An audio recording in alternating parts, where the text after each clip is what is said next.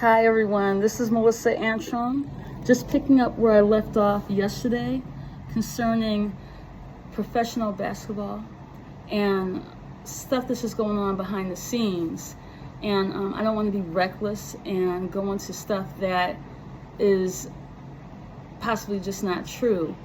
It was brought to my attention that in the NBA, in professional basketball, there is a group of powerful white men, really a mutation within a criminal element within the NBA. So it's not that everyone in the NBA, it's not everyone that holds position or rank in the NBA is corrupt or involved with this, but there is a criminal element within. And they're kind of pulling the strings and putting pressure on athletes. And as we know, it's not just in basketball and in sports. It's also in the music industry. We know that a lot of famous musicians have been targeted. And it's not just targeting with people who are famous or in legends, but also people who are obscure, people who are unknown are also being targeted. Who are they being targeted by? They're being targeted by what some call the elite, the cabal, the Illuminati. And I want to be careful about throwing names around and saying things like that. But at the same time, this is just a foundation or a fabric of, as you move up in the world, as you climb up the social ladder, you're going to be confronted by these men with power. And it's not the government or everyone in the government per se, but there's a criminal element within the government who are truly pulling strings and running things. And this is all over the internet. Everyone knows about this now. And so the information that came to me and someone who reached out to me about this concern, people don't understand the urgency and the pressure that people are under, whether you're an unknown and they find out about your destiny. These men, they're concerned and they're obsessed with controlling people's destiny. And if they find out that there's something to your destiny that makes them jealous, that they envy, they think they can stop it. They think they have enough power. They're sorcerers. They're into or want to be sorcerers or devil worshippers. They're into witchcraft, sorcery. And then there's a lot of technology. There's a lot of advanced military weapons involved that they use for intimidation, for fear, for power, where you can't challenge them. If you want to accomplish anything on any level, in any significant level, or you just happen to become successful finally, you're confronted with them behind closed doors.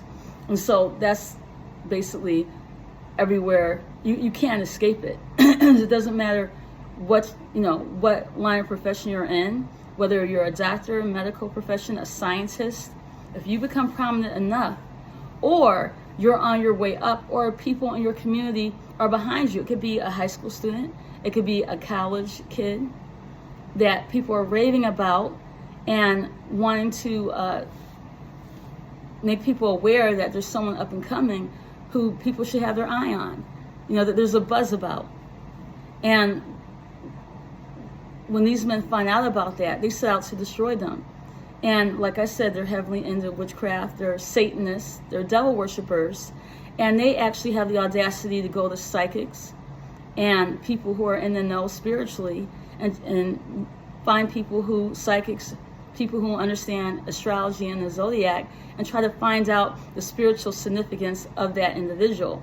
And when it's something that's going to make everything makes them jealous and threatened, because they haven't accomplished anything for the most part on any personal level. They're hiding behind this cult, the satanic, ritualistic, bloodthirsty brotherhood, satanic order. And they pride themselves on secrecy, but it's really it comes out of jealousy and it comes out of hate. And they want backup and they have backup and they hide their intentions. And they pretty much present people with, look, if you want to get anywhere and you want to succeed, or if you already gotten there and you want to stay there, you have to deal with us. You have to deal with them.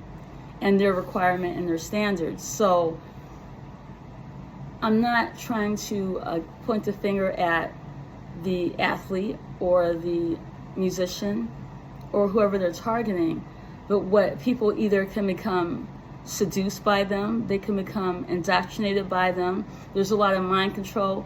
They use the people who are the most advanced in different fields, whether it be astrology, whether it be prophecy, and they are astrology, and they do a workup of a person's personality profile, and based off of your astrological chart and your personality profile, the Illuminati gets to work on trying to destroy you and finding out as much information they can about you to find out what your weaknesses are, what your strong points are, and then they approach you with a deception. They try to win your trust, and they make you think that you're dependent on their position of their rank and their position in society to secure whatever it is you're pursuing and what you want to do. And so at first it might seem like it's not a big deal. You know, you're moving up in the world, you're going to be dealing with powerful people. But what ends up happening is they're going to force, I mean violently, their agenda, their satanic, sadistic agenda off on the individual. So going back to the professional basketball and in the NBA, there's that element there that's doing this. And allegedly, these individuals, these men with power, but they might be hiding in plain sight, but you don't know what their real agenda is. They're behind, allegedly, possibly, kidnapping, holding hostage. I mean, I know that sounds so far-fetched, but I just want to get to why this is so important, if there's any truth to it, and it seems like there is. In Ithaca, New York, they're not going to have any kind of backup or support system. So if these men, for whatever reasons, under false pretenses, brought them here, and there's a lot of small towns like this. There's a lot of, you know, this is everywhere. It's in big cities. It's all over the world. But something about a small town, the locals, Ithaca, New York is a college town. It's known and renowned to be a college town. Cornell University is an Ivy League school. It used to be more high ranking. Their ranking as far as the Ivy League school has gone down quite a bit over the years, but they're still world renowned. And also there's Ithaca College, and they deal with journalism, music, whatever you could think of dealing with entertainment and that sort of thing, and also physical therapy and so on. My parents worked, they were just blue collar, but they worked at Cornell. My mother worked there for 35 years until she got sick with lupus. My father worked at Cornell University for 44 years. And so it's very much life revolves around the university. Too much so, as a matter of fact. And so as far as the locals, a lot of locals feel threatened by that. They feel envious of that.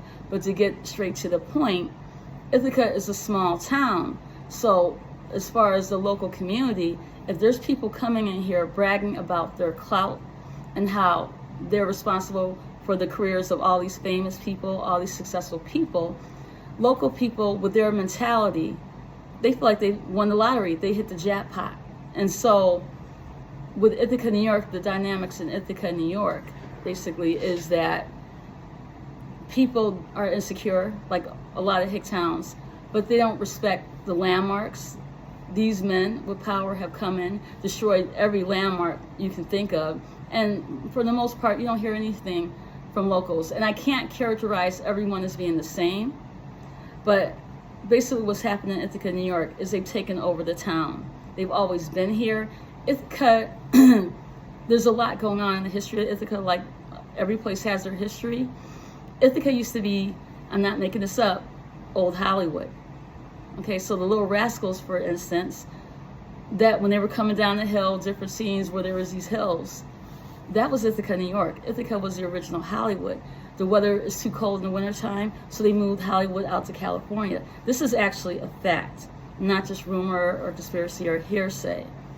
However, a lot of these prominent people in Hollywood and people who are successful, they're actually still connected with Ithaca, New York. And many of them send their children to the Ivy League schools and to Ithaca College. There's a lot of journalists famous journalists on mainstream news who have come through Ithaca College through their journalist program. And so Ithaca is kind of like in the background and it's hidden, but it's a well-kept secret. And so there's a lot of powerful people connected to this place. And so also there's a history with Alex Haley, who wrote Roots. He was born in Ithaca, New York. Literally, our family's from Darlington, South Carolina. We're Southerners, but we came up north. Our family came up north. Everyone came up north for a time. We live on Cascadilla Street. We were born and raised born in a hospital, but grew up in our childhood home, which is on Cascadilla Street in Albany. Alex Haley, he actually was born and raised in a house literally directly across the street from us. Okay, and so there's a huge recognition from that area. They acknowledge Alex Haley, and the GIC has a big mural acknowledging him. Also, literally right around the corner, the very first black fraternity ever, that house is on that street. And on the south side of town, which is used to be the predominantly black area, the AME Zion Church, Frederick Douglass and Harriet Tubman spoke there several times. And that whole area on the south side was part of the Underground Railroad. No height. The houses, they've altered them. There's gentrification, and so they tore down a lot of structures, a lot of houses.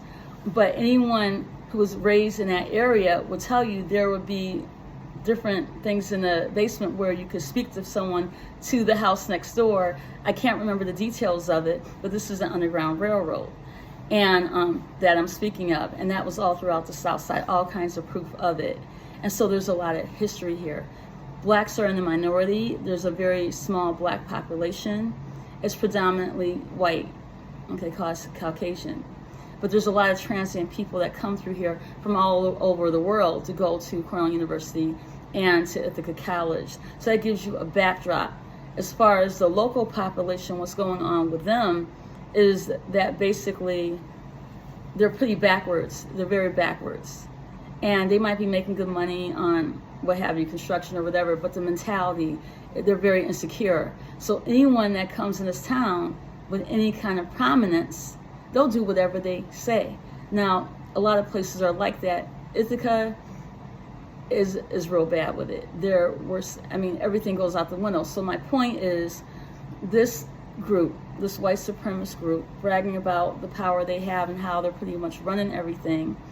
They've been bribing a lot of people, and they're in control of the medical profession. They're in control of allegedly everything that goes on in this town. The judges, just everything you can think of. And so the point I'm trying to make is, if this is true about them luring famous professional basketball players here it could be for any reason, and they end up getting trapped here, and there's some dirty dealings going on that no one knows about. People that might have seen the short that I put up, or they might have heard something others, because a lot of people who are in the know what's going on.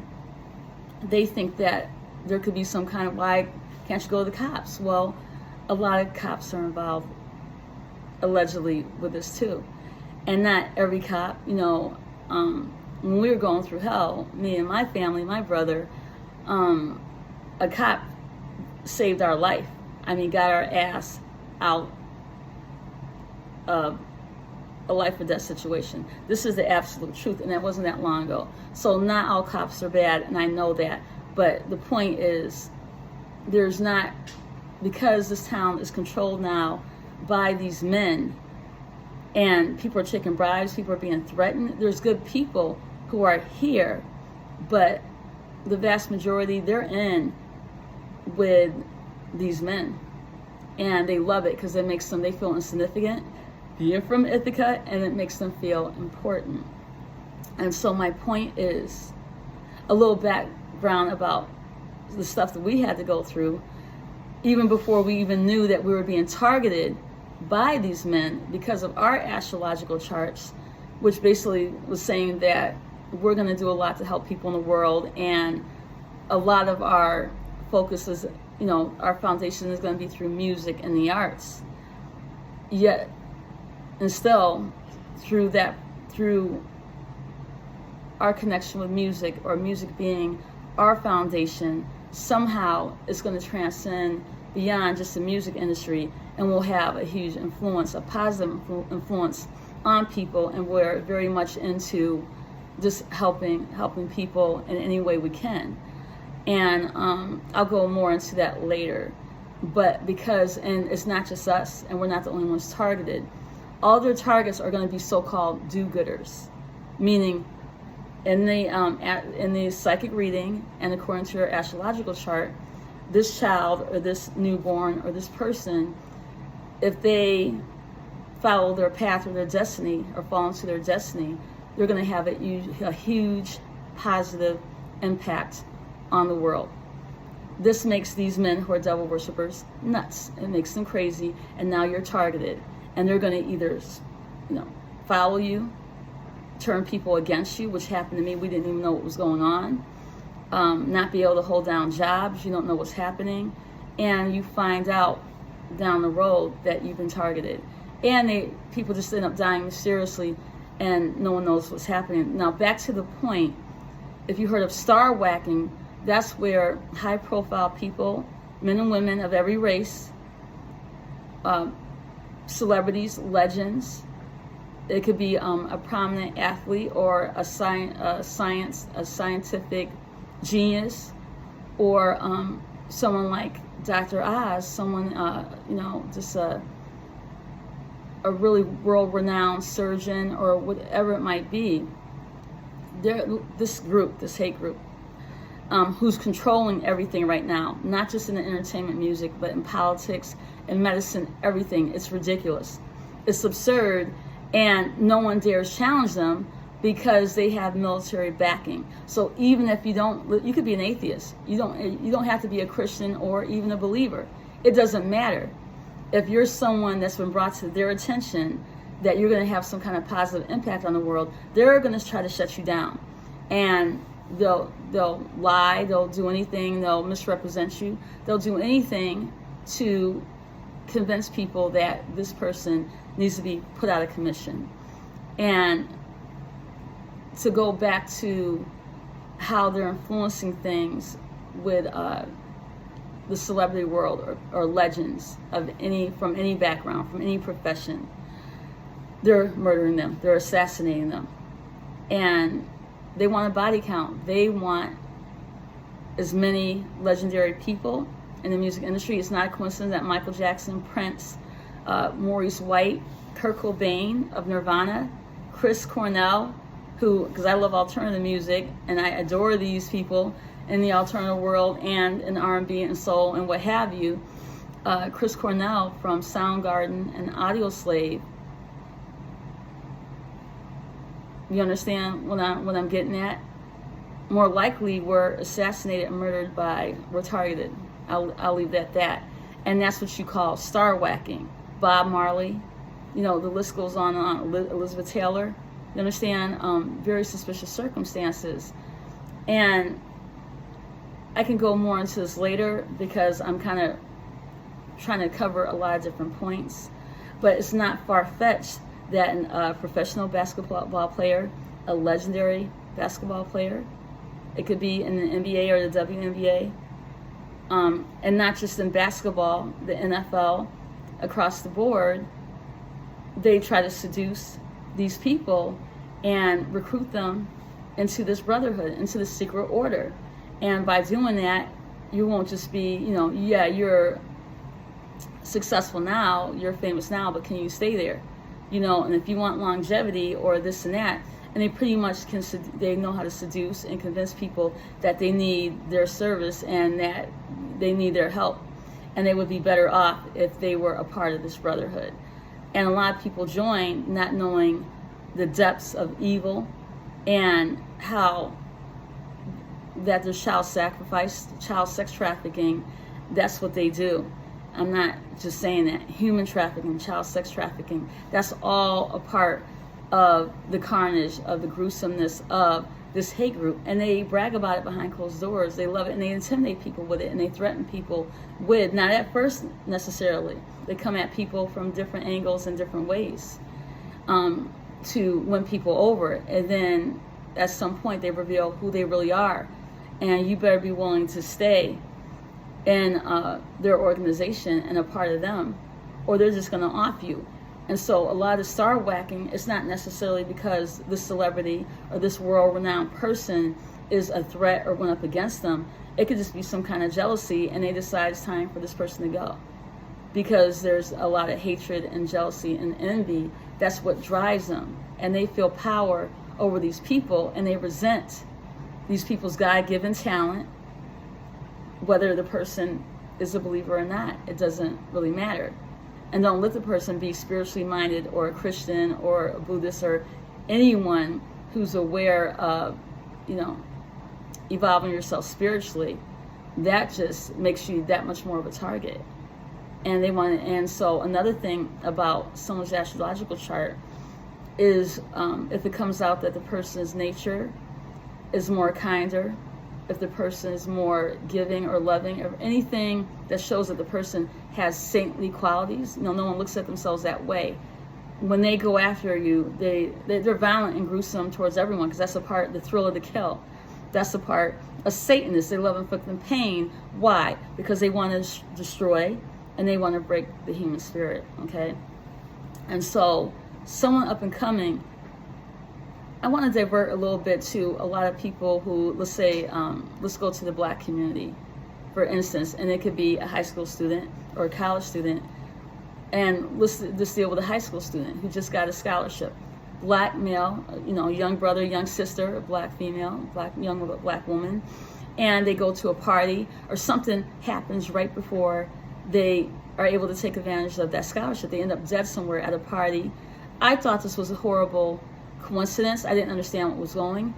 A lot of these people were targeted, and it's not an accident or coincidence. And it's not just with black people. It's anyone they're jealous of. And so this brings me back to what I was speaking of before, as far as what's been brought to my attention with the NBA. There might be players who decide to join of their own volition, but basically, at some point, to stay in there, they expect you to submit to them.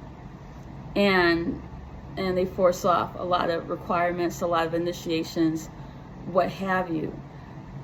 And the reason why I mentioned Ithaca, New York, I went into a little bit of the social dynamics or, of background at Ithaca, New York, which is heavily tied to Hollywood, and people don't know that, is that if these young men are being held captive and they're dealing with what, if they're being held against their will, they're not going to get any help. And this is where I start to, it's just really upsetting me, because if this is true, no one's going to help them, because almost everyone in this town, most people in this town have been bought off. I'll give one more quick example with my medical records. There was a very prominent doctor, world-renowned doctor. I couldn't get help in Ithaca, New York. I couldn't get medical treatment. I had a very serious illness, and I have lupus and struggling with lupus, and so this, my brother also has multiple sclerosis, as I mentioned before. Well, what started happening is I couldn't get any treatment, and I was being dropped as a patient, and so I just went outside of Ithaca. I went outside of the state, out of this area, to get medical help. Now, here's the irony of it. Or I should say, a lot of people are doing this. A lot of people. And like I said, this town is mostly white, and I ran into quite a few white people, I'm not making this up or exaggerating, who they don't have a doctor in Ithaca, New York. They have literally a doctor in another state, some all the way out in the Midwest, one woman is a friend of our family. She actually couldn't get the help she needed, and she's very close to her husband, and the doctor was pretty much refusing to really acknowledge her and was talking to her husband about her condition. She was outraged at the doctor and her husband, and finally just got a doctor in Boston. Okay, this is very common in Ithaca, New York. That's how bad the medical system is here. And I was also I was at the South Side. This is a black community center on the South Side, and there were some students from Ithaca College who wanted to help out in the black community and wanted to connect not only with the black community, but just with the local community, and not kind of just be stuck aside, or elevated, or, they really wanted to get grassroots. And this young, beautiful, gorgeous young white girl who was a college student at Ithaca College said, are you a local? Are you from here? And I said, yeah. And she says, well, it's okay if I ask you some questions. And I said, sure. And we started talking, and I started talking about my experience and how Ithaca used to be at Cornell University at Willard Straight, which my uncle, my father's younger brother, was a master chef. And I mean master chef. They actually videotaped him because they couldn't understand how he could cook and how he could mass produce at such a fast rate with no training, no professional training. And students were taught and learned from his teachings. And this is at Willard Straight. My grandfather, my father, and my uncle brother, his name is John Antrum. My father is Harold Antrum Jr. And my grandfather, their father, is Harold Antrum Sr. He also worked at Willard Straight for a time. But the point is that there was black militant college students who were protesting the discrimination on campus and the injustice that they felt was going on back in the 60s, and literally with machine guns held up Willard Straight. And there's a famous photo of it and everything. And the point I'm making is there's a lot of stuff that goes on in Ithaca that people don't know about that would shock you. And as far as Cornell, there's just a lot of famous people who used to come through here in the 60s. So what I was telling her basically is that more in the past, it still happens now, but it's more Syracuse. You'll see all, the music people, or you'll see a concert. It could be anyone. It's usually Syracuse. However, back in Ithaca in the 60s, you would see everyone, Janis Joplin, Jimi Hendrix, everyone you could think of. The Temptations, the Four Tops, Isley Brothers would be in Ithaca on a regular basis, and the town was just completely different. And it was very, it went through a stage. There was a lot of violence in the 60s. In Ithaca, believe it or not, there was a lot of transient people, and people from all over the place, New York City, California, down south. And there was also a criminal element that came from these places too. And there was a lot of violence. And as far as the 60s, there was this huge hippie movement like all over the world. And so Ithaca has always been a transient town. There's always tons of different races that come through here. And the whole vibe, the atmosphere was different. And so she was fascinated by that. And then we ended up talking about what's been going on. And there was a murder up at Cornell University as an example of the things we're talking about. And I asked her, what do you think about that? And she said, well, the way I'm feeling and a lot of students are feeling, and this is a black male, a young black man that was going to Ithaca College, and him and his friend got attacked at Cornell, and he ended up dying. He went to Hugo Medical Center and ended up dying, where his friend was flown to upstate medical and survived the attack. And a lot of people felt that the gentleman that died was taken to Keegan Medical because of their bad reputation, allegedly, and that he was sent there to die, basically, and not get the proper help. But what she was focusing on, she's like, I said, well, how do you feel about that? Because and before I got to say what I really thought about it, she says, well, the way we're feeling about it is, was he targeted? Was he targeted? And I said, what do you mean? And she said, well, you heard the Illuminati. I said, yes. And she said, well, they're very prominent at Ithaca College, and we think that he was targeted because he was a young black man and was up and coming. And I couldn't believe that came out of her, and it's something that I didn't initiate. You understand? And so there's another woman who was helping Harold, who was a social worker. I won't say what organization. And she said one of her friends was targeted. This is a young white woman that was targeted at Ithaca College, and it was so bad. They were harassing her so bad with witchcraft and threatening her and trying to put spells and curses on her. It got so bad that she just transferred because they were using heavy witchcraft and Satanism to try to intimidate her. And that the Illuminati was behind that as well. So that gives you kind of another side to it, more to the backdrop. And at this point now, everything's very different, where there's just a lot of elitism with the college students. The college students in the past were very engaged with the community, the local community, and even the black community, whereas now it's very much a status thing. And so the locals are in their place and the college students, so we're going back and forth and talking about that. And the fact that she brought up that this young black man, this young black student was targeted like that, it just blew me away. And so the point, coming back to the point that if this is indeed going on with these NBA players, and the reason why the focus is on the Pacers is because they were in the finals, and they really, I can't go into who should have won. I know what my opinion is, and I didn't know much about the Pacers as far as how much history is behind them. But my family's big basketball fans, and as a matter of fact, my brother was a really top of the line basketball player in high school, where people were literally saying, older men were saying, there's no way you're playing like this. How old are you? Where are you from? Ithaca. There's like, you're not from Ithaca. You have to be from, back in Brooklyn or something. He says, no, I'm from Ithaca. And they asked him how old you are. How old are you? And how old he was. And he said, I'm 15. And like, there's no way you're balling like this at 15. He was that good, is what I'm saying. And some of the people that didn't even like my brother Harold, who were kind of like enemies, said that he can play the out of basketball. He's like, and they said, what's so great about him? He said, he blocks everything, he scores on everyone, this and that, and he plays like Dr. J.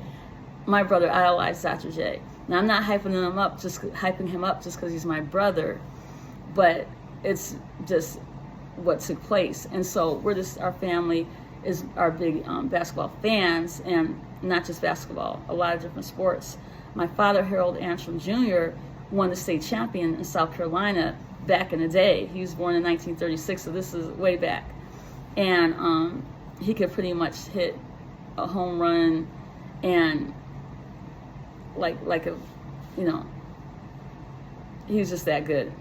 Meaning that, I think my brother explained it as he could hit for the averages or something like that. I might be saying that wrong, where he could deliberately hit the ball, where he could get everyone on base, and then do a grand slam, and at his will just knock the ball out of the ballpark. That's how good my father was. I can't believe that, And no, I do believe it. I'm just shocked. I'm so proud of him. And my father did go through a period where he had a bad alcohol problem and that sort of thing. But my father's passed on, my mother's passed on. We're very close to both of our parents. My mother's a gospel singer and ran the church, and she counseled college students at Calvary Baptist Church in Ithaca. And so we're just into the arts and sports and and everything. And so what we notice about basketball now is that the quality has gone up. The skill level has gone up tremendously. And there's all these great legends that we idolize. And yet there's these young men now, and women, but I just want to focus on the men right now, where their skill level is like limitless. And it's like the average basketball player, it doesn't matter what team in professional basketball, they're top of the line. And so this brings me to the point is that what's coming out is that a lot of players are also being targeted like in any sport, but it's a part of the star whacking, and that there are certain, how am I going to say this? That are being targeted, okay? And when the Pacers pretty much almost won the championship this year, twice, it was kind of like the fourth game. They pretty much, I'm not going to go into all this. I'm not going to go into all this because I'm a little biased, because but there's great players on every team. It doesn't matter what team it is or what team you favor. These are great players. And because of that skill level, the Illuminati is, how can I say it? The skill level is always there, but because they've upped the game and the whole game of basketball, that a lot of them are being targeted, okay? And so I'm trying to think of how I want to get into this craziness and this insanity of what could be going on. And what is actually going on is that because they were behind Oklahoma City, allegedly, this these white men with power, they put all their money, everything behind Oklahoma City for them to win. And when the Pacers not only making it to the championship, but pretty much both teams are excellent, I have to admit, but the Pacers seem to have the edge. Even if you don't have a bias, they pretty much almost, well, how am I gonna say almost, they could have won that championship. How I would say they pretty much won it and it got stolen from them. That's just my opinion. But there was some kind of retaliation, okay? Is the word is out, is there some kind of retaliation from the fact that they took it to the 7th game. And they were supposed to basically back off and let Oklahoma win. And that this backlash from these men, these white men with power, in the background, the backlash is so intense and so heavy that they resorted to intimidation and threats and all kinds of stuff, all right? If this is going on and they're being held in Ithaca, New York, they're gonna need outside help. I gotta be careful about how I go into this because I'm getting really emotional, because there's real danger here. And so if they're in danger, I'll say it like this, if they're in danger and their life is really being threatened, I heard and I got sent a message that is to the point where they're basically almost being starved to death, and they're getting a little bit of water each day, and it's for a psychological advantage. These men are trying to break their spirit and humiliate them and put them in their place and get them to submit to all their demands. And I'm not going to go into that because that gets even crazier. It's like, I can't even, I don't know. I want to leave that. It just gets really nuts. And it's just really sick and disturbing beyond comprehension. It's unacceptable. I don't even want to believe it. Okay? But the point I'm trying to make is that there's no one in Ithaca, because too many prominent people, whoever could help or can help, they've been bought off by the Illuminati. They've been bought off by these powerful white men that have their nose in everything, controlling everything and trying to dominate everyone and everybody and everything. And they're not gonna, I'm talking about medical help. I never finished what I was saying about my situation with healthcare. What this very, well-respected, world-renowned doctor told me when he took on my case, because I was in bad shape and I was a young at the time, and he told me that the doctors in Ithaca put something in my file telling other doctors not to treat me. They said, do not treat. I had severe anemia at the time. Do not give her any iron infusion or blood infusion. Do not treat this patient. And he actually told me that. He says, you might want to leave that area because it's that bad.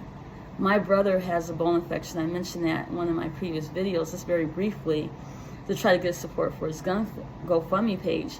And somehow, mysteriously, his GoFundMe page has been shut down. I can't, I mentioned to YouTube that part of it was my fault. The first year, I didn't know how to navigate it well. And so I had a child protection thing on my videos, and so people couldn't respond. More than 2 years ago, I've taken that off. I have the comments open. I want feedback. I want to connect with people and have live feeds and do so much more with this. But the reason why I haven't been able to do it, one of the reasons, I had a lot of health problems and health scares, but also I'm having a problem with my YouTube page. And when I told them about this, they were very responsive and very respectful, but I didn't really get any answer as to how to fix it.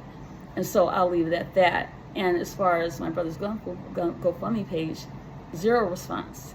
And I can handle if I don't have that much viewership. This is something more new to me, and I don't have these high expectations, but I haven't been getting any comments. Nothing has been getting through.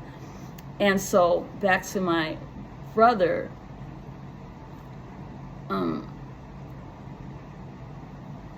remember I mentioned that it was put in my medical file not to treat. Well, my brother's dealing with the same thing. He's an Air Force veteran with an honorable discharge, and he served in England, a place near Newbury called Greenham Common. And it was a nuclear base, and he guarded nuclear weapons, which is probably how he ended up with multiple sclerosis. And he tried to get a claim, and he didn't do it soon enough, so they blocked the claim. And so, but a lot of veterans said that happens to a lot of people. A lot of veterans, you have to keep trying, because there's no question that your condition is probably military related. So he's still going through that process. But the reason why I'm connecting my brother into this is that he couldn't get the proper medical care. Syracuse Veterans Hospital and also the Phoenix Veterans Hospital did very well by my brother. Syracuse, at first, they did an exceptional job. And the Albany Veterans Hospital did an amazing job with my brother. Phoenix was the best. When we lived out, I love Phoenix, and it was the absolute best experience he's ever had. There's a lot of veteran hospitals where there's a lot of problems, serious problems with how they treat the patients and the quality. But his experience with the Syracuse VA was extremely well for a long while. And then it started to deteriorate, and it might be because of what I'm saying. But the point is, something was put in his file as well. And so when Harold first got sick with a bone infection, he also had multiple sclerosis. But he's a big, strong guy. He's 6'6". He's a big basketball player. So, but even with multiple sclerosis, and technically it being the degenerative type, very strong. It cost him his balance, but very independent. He insisted on cleaning himself up, which he did. My brother's a clean freak like me, and he did an immaculate job. And so even though he was in a wheelchair and in a scooter, very strong, could get on the scooter, get out of bed, get on the scooter by himself, use a walker to go to the bathroom, was doing physical therapy. He wanted to be totally independent because he wants to beat this. And the bone infection came on, and we were dreading going to Cuga Medical because we were having some problems with them in the past with their treatment of our father and our mother, and that goes into a whole nother thing. And so, but again, came to the point where this bone infection, we knew something was wrong because he was dealing with a cellulitis. It turned into a bone infection, and when I saw it, it just came out of nowhere. And I was so upset and felt so guilty. And even people at, doctors who are dealing with it, who are specialists in bone infection, that sort of thing, said that you can't blame yourself for that, because what can happen is that infection can come from the inside, and then the foot looks fine, or the situation, and it's my brother's, one of his foot. And, but it could be in the area and just come out of nowhere. And, a lot of people blame themselves for that, but bone infections are very complicated, and it's one of the worst infections you can ever get. And so I said, Harold, you're going to have to go to the hospital. He's like, I'm not going there. I took a photograph and showed him the photo. He's like, take me, I got to go to the emergency room. It was that bad. And we went to Cuga Medical, and they did an amazing job. They saved his life, and they did an excellent job with him. So that was a pleasant surprise, and I was praying, man, I was terrified, of course, but with the past history of problems, I was dreading the worst, but it ended up, for a week and a half, they treated him extremely well. Now, what happened with that, they saved his life. The doctors were, they were discussing with us the severity of the bone infection. He had an operation. That doctor that operated did an amazing job, because they thought they might have to cut off the heel where he wouldn't be able to ever walk normally again, maybe not at all, or put pressure on that leg. And the surgeon saved his heel. And it's a little misshapen, but they saved his heel, and he did an amazing job. And ironically, they did a great job with him there. And the doctors were explaining that with a bone infection, it's so serious that even with the most intensive radical care, which is intravenous antibiotics, the infection can still come back. And so basically what happened is they did a great job with him. They gave him everything. He started to recover rapidly. And then there was a bunch of doctors, the head doctors at Hugo Medical decided that after a week and a half he had been there too long and insisted that he go to the nursing home. And this goes into a whole nother thing I'm not going to get into yet or right now. But basically, after a week and a half, they said, well, you know, if you stay any longer, you could just get sicker, where there was literally a patient next door that had COVID-19 and was there for like at least a couple of months or something, but a week and a half was too long for my brother. And then that whole thing that I was telling you about kicked in, where his medical care started getting sabotaged. He was treated really bad at the nursing home he was at. He was only there at the nursing home just for rehabilitation. And he had to escape the nursing home, literally, basically. And we had the medical bed at home and everything prepared for him. And Syracuse VA was in the background working with him, which was great at the time, great. But basically infectious disease shut off all his treatments. And a year later, when he got septic, meaning he got the best treatment at first, but it was only the beginning. He was supposed to be on antibiotics for a full month. They even agreed to that. When they couldn't get the PICC line in, they all of a sudden, and we were starting to have problems with the staff there, all of a sudden they wanted him in a nursing home. And I can't go into the details now, but they put him on oral, and his foot opened right after that amazing operation that was done by the surgeon. His foot opened up and it looked like a voodoo doll. And when I came to visit my brother, I always left 6:30 in the morning to be there right when my brother woke up. And he would always be like partially asleep, never completely asleep. And he'd be happy to see me. Oh, you got here. And he was out cold, just like out. And it's the first time that I ever seen him like that, when he was in the nursing home, after being there for, I would say about a couple of weeks, a little more than a couple of weeks.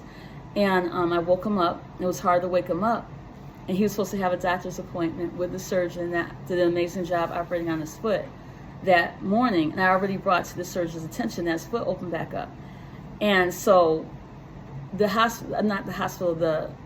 nursing home staff did everything they could to cancel the appointment and discourage the appointment. And they even said that, you know, your family's going to provide transportation, but they don't allow that. They provided anything to sabotage the appointment. So, and the staff that was supposed to oversee the appointment didn't show up until hours after the appointment was supposed to start. I'm not making that up. And so to get to the point, it was a telemed appointment, and the surgeon said, well, let me see his foot. And I held up my brother's foot, and it was perfectly stitched back up. Mysteriously, no one said anything to me about it, or the Herald about it. But remember what I said, my brother was out of it, like almost comatose. I had to really shake to wake him up the first time, and his foot was mysteriously stitched back up. That's just one of many things. It gets worse than that. I'm not going to go into this craziness now about that nursing home. So Harold decided that he needed to leave early, and he didn't have a heart attack, but he started having this intense heart palpitations, and he went to the emergency room, and he just decided, when they asked him, you know, they told him we have transportation to go back to the nursing home.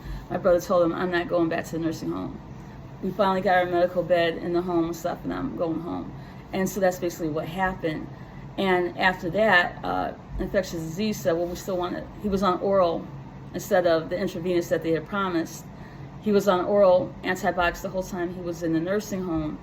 And then he was released, and they said, well, you missed your appointment. Now there's a whole other thing going on, because remember, the first appointment had to do with the osteomyelitis, the bone infection, and the surgeon that performed it, and just wanted to do an update with Harold.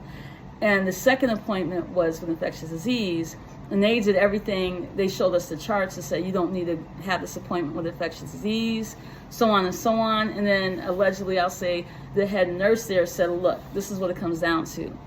If you go to get this PICC line in so you can get treatment by infectious disease as far as the intravenous, we can't let you stay here at the nursing home because we don't have the staff for it. The head nurse, she just came out and said that. And she was really supportive at first and started acting crazy. And this was another one of her crazy stunts where she was saying, I mean, she was just telling the truth, but the antics that went on that led to this find out what she was telling us is that we can't have someone who's on the pick line in a nursing home because we don't have the proper staffing. I'm the only one qualified, and the other nurse who's qualified is on vacation or something like that. So if he gets his pick line in, he's probably going to have to stay at the hospital because he's not going to be allowed, to come back here for that reason. And so they did everything to sabotage his appointment. And so he missed his appointment trying to escape from the nursing home, and they were trying to cancel the appointment and everything else with infectious disease. And so infectious disease at the time was nice enough to go through with the telemed appointment in Harold's new apartment. And in our new apartment. And they said, well, since you've been on the oral for 3 weeks, we want to finish out the series. And so we want to finish out the oral. And if you have any problems or any complications, just let us know, and we can always put you on the intravenous or look into that. And so Harold agreed to that, and that appointment went fine.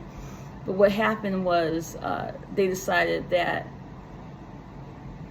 they agreed to intravenous because Harold said that I feel like I'm getting substandard treatment.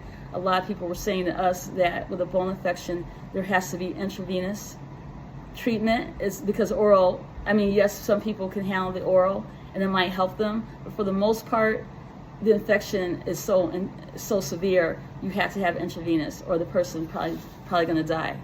More likely is going to die. And so we understand that there's breakthrough, and infectious disease was pumping the oral, and we understand that there's breakthrough with the oral. But for the most part, doctors knowing that said still, that's not going to be enough. And everyone from every standpoint was telling me, you have to advocate for your brother, because what they're doing with all this oral with something as severe as this, and they already have multiple sclerosis, is not enough.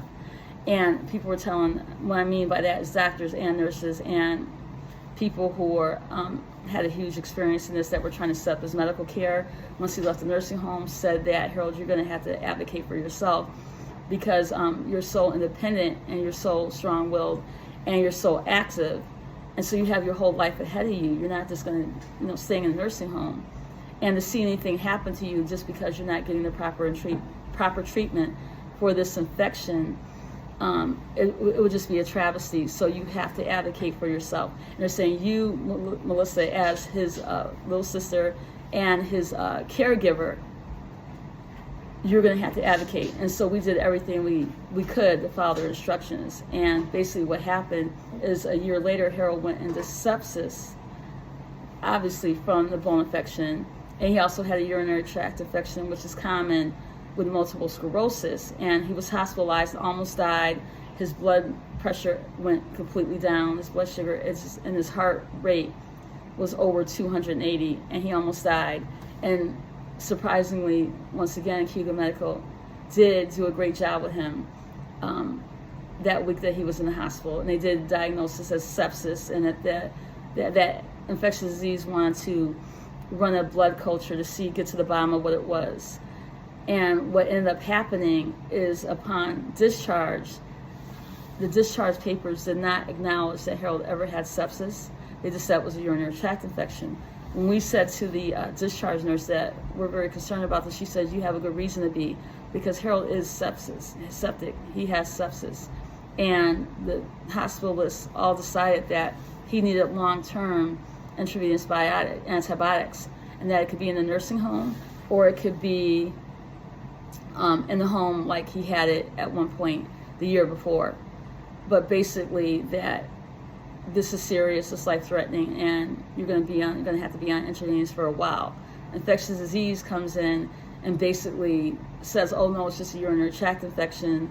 And they didn't say anything about that. Yes, a urinary tract infection can lead to sepsis, which is true, but they didn't acknowledge any of that he was septic at all. And they just discharged them. And then when he was supposed to do the follow-up appointment, they dropped him as a patient.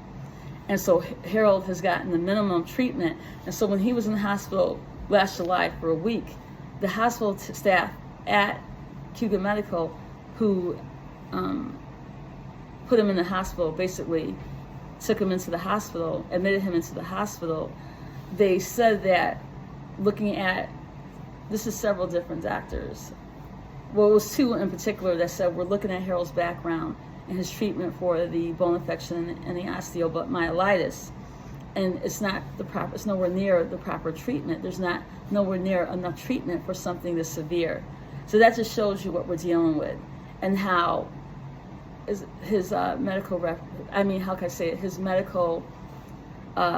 help is being sabotaged. And where I'm trying to go with this is that we know pretty much for a fact, and I'll go into that another time, that these men who have been harassing us, which I mentioned in detail in a previous video, my first video, as a matter of fact, that I put up on YouTube, that they were influencing our medical team not to treat us, okay? And that's another form of harassment. Getting back to, if these NBA players, if these professional NBA players are going through something where they're being held against their will, and that they're not getting the proper nourishment, and that they're being abused emotionally, psychologically, and nutritionally. This town is so corrupt. And I know the cities are corrupt everywhere. What you get in the big cities is that, how can I say it, there's going to be people who are corrupt. There's a lot of corruption and a lot of mafia and that sort of thing. But there's going to be people who protest against it. There's going to be people who will bring to everyone's attention that, look, lawsuits, that sort of thing. You try to bring a lawsuit in Ithaca, New York, you're not going to win for the most part. People have one, but it's almost impossible.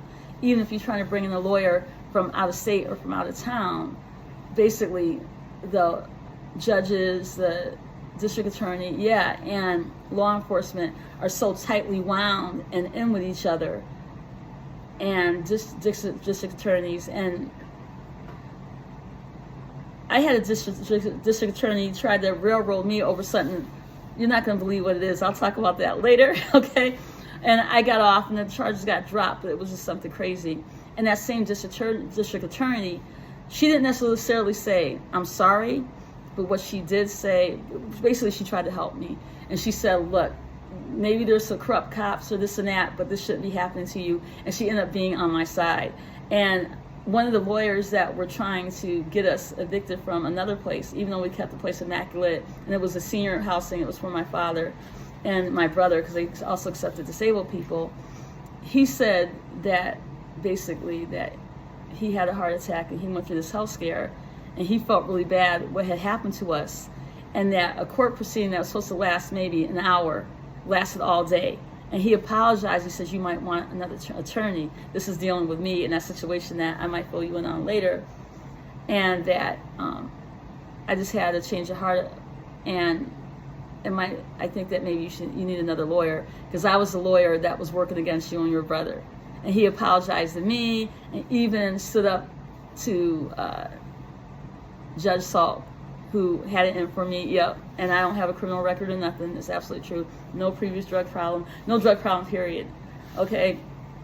And he basically just apologized and really said to the judge and to the district attorney, assistant district attorney at the time, that you guys know this is wrong. You need to stop this. You need to drop this case because of this. And they were looking at him like he was Satan, And so if the players are in Ithaca, they're not going to get any help.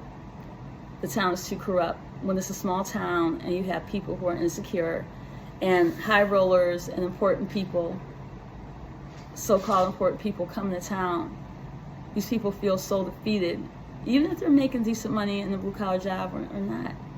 They feel so defeated and they feel so insignificant. Like I said before, it's like winning the lottery for them. And they're going to do everything everything these men say to do. And if these men are being held hostage in Ithaca, they're not going to get any help. I hope that's wrong. I hope that doesn't happen. Okay? And so what I'm trying to establish with this video is that if what I'm saying, if what I'm proposing is true and this is really going on, they're going to need outside help. They're going to need help outside of the Ithaca area. Okay? Because they're not going to get any due process. They're probably not even going to get the proper medical help. This is very, very serious. It's I'm starting to get emotional about this, because I know where they are. or where they were being held up until yesterday. And what I did is I went by the apartment. It used to be the Hood, and it used to be a really run-down apartment complex, and it's been totally remodeled, and it really looks great. And the whole complex has been remodeled, and it looks very peaceful. Where these men, these NBA players, and like I said, they're NBA players, possibly, allegedly, from more than just one team, but most of them may be from the Pacers. And because of this past championship, they, I guess, didn't behave and didn't just throw the game or lay low and let the other team win so easily, and they're being retaliated against, possibly, okay, allegedly, and there's no one that's going to come to their aid. And so when I went by there yesterday, and I did call the cops, and basically what they said to me is I spoke with a police officer, and they did, I don't know if they're going to pursue it or do an investigation, but there's a case number for the case. And so when I went by there to snoop around and try to bring some food, and I said, you know, I heard that there's some basketball players that might be staying here. If I'm at the wrong address, I apologize for that. Can you check to see if these people are here? And basically they said, no one's there. And when I looked aside, it was extreme. It was just 4 o'clock, just a little after 4 o'clock in the afternoon. It was crystal blue skies, not a cloud in the sky. Perfect weather in the 70s, no humidity. And I looked in there and it was pitch black. It was like totally dark. All the shades were drawn.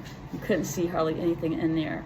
And what was in there, you could see a nice dining room table and some chairs and a flat screen TV and that sort of thing. But it was just the worst, bizarre feeling. And the apartment, someone contacted me, and they didn't tell me where what apartment it was. But the apartment is facing a basketball court that's been there ever since the 60s, the 1960s. And it's just a small, like, triangular type of basketball court with three hoops, 3 baskets, and the netting is black, red, white, and blue. And it's facing Cascadilla Street. And the street is Madison Street. It's on the corner of Madison Street and 5th Street. And the apartment's right on the edge, very edge, facing this basketball court, which could seem like a coincidence, but it's not, because this is how the Illuminati operates. And these elite men, or this brotherhood, they also call it the gay mafia, is the way they operate, is that they love to mock. They love to mock people. They love to hide in plain sight. And as I was walking up there, I said I have some food for someone. I heard that they weren't, I just said something brief to try to, see what was going on and snoop around. And as I was walking towards her, and I was getting really nervous, there was a bunch of white men, and these were white men that clearly were not, I don't know everyone in Ithaca, but they were rich white men driving sports cars, literally like expensive sports car. Every city has that, but this is a hick town, and yes, there's rich people in this hick town, but they don't show off like that. They clearly were not from this town. And these were a lot of elderly white men, a lot of older white men who you could tell were very wealthy from the cars they were driving. And they were giving me the dirtiest looks. And they were gang stalking me as I was walking closer and closer, trying to stop me from getting to that apartment again, because I checked it out just maybe a couple of days before that. And so, once again, as I was walking closer and closer, I was getting more and more nervous. There was this young white kid, and he looked like a teenager. He could have been college age, but he looked high school, maybe he was college. And he looked really derelict. I'm just saying his age was college, but he didn't look like a college student. He looked totally burnt out, and his hair was all in his face, and he was dribbling a basketball, okay? And there's nothing wrong with that. And as he was dribbling it, he was dribbling the basketball, and not very well, I might add.